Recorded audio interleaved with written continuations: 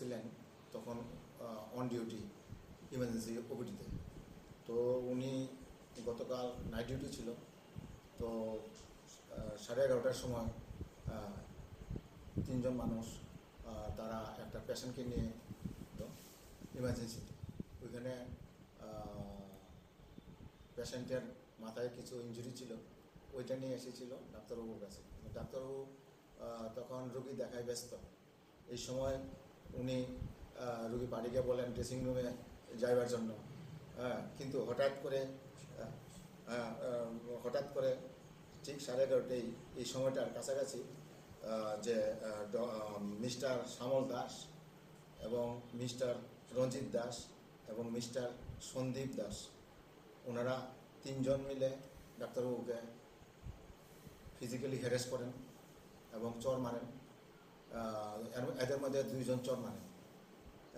সঙ্গে সঙ্গে ডাক্তারবাবু প্রচণ্ড আনইজি ফিল করেন এবং উনি যথাসম্ভব ওনাদেরকে বললেন আমাকে মেরেছেন কেন।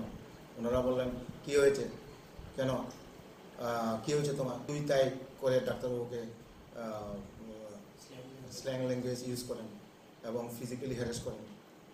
তখন ডাক্তারবাবু প্রচণ্ড আপসেট, স্বাভাবিকভাবে প্রচণ্ড আপসেট হয়েছেন, মেন্টালি আপসেট হয়েছেন।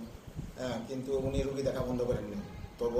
তবুও উনি রুগীকে চিকিৎসা করেছেন এবং পাশাপাশি ওনাদের তরফ থেকে যে আশা করেছিলেন কিছুটা, যে রেসপেক্ট আশা করেছিলেন, সেই রেসপেক্ট আশা হয় নাই। পাশাপাশি ওনারা প্রচণ্ড ধমকাচ্ছিলেন এবং হইচই শুরু করে দিয়েছেন এবং পাশাপাশি যে আশেপাশের যে রুগীদের পরিষেবা কিছুক্ষণের জন্য ব্যাহত হয়েছিল।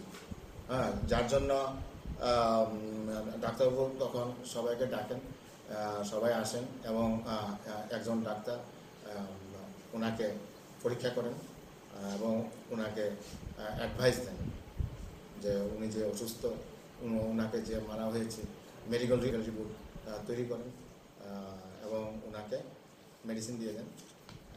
আমাদের তরফ থেকে এই আশা করছি যে বিগত দিন ধরেই, অনেক দিন ধরে এটা চলে আসছে যে ডাক্তারদের উপর, স্বাস্থ্যকর্মীদের উপর হামলা হচ্ছে, যার ফলে সাধারণ রোগীরা পরিষেবা থেকে বিঘ্নিত হচ্ছেন। সাধারণ রোগীদের এই যে পরিষেবা বিঘ্নিত হওয়া, একজনের অপরাধের ফলে কিন্তু 10 জনের ক্ষতি হচ্ছে, এগুলি চিন্তা করতে হবে। তাছাড়া আমাদের বর্তমান মুখ্যমন্ত্রী একজন চিকিৎসক হয়ে এই সময়ে এখন কিন্তু সেই যে ডাক্তার মারপিটের ঘটনাটা কিন্তু অনেক অনেক অনেক কমে গেছে। কিছু কিছু মাঝে মধ্যে দেখা যাচ্ছে, আগে অনেক ছিল, এখন অনেকাংশে কমে গেছে। তবে আমরা আশা রাখছি যাতে 100% ডাক্তারদের উপর বা আমাদের স্বাস্থ্যকর্মীদের উপর সেই ফিজিক্যাল অ্যাসল্ট বা কোনোরকম অবমাননা করা, রাস্তাঘাটে করা, এগুলি যাতে বন্ধ হয়। মারপিট সংগঠিত করেছেন ওনাদেরকে উপযুক্ত শাস্তি দরকার, কারণ এভাবে ওয়েট করা যায় না।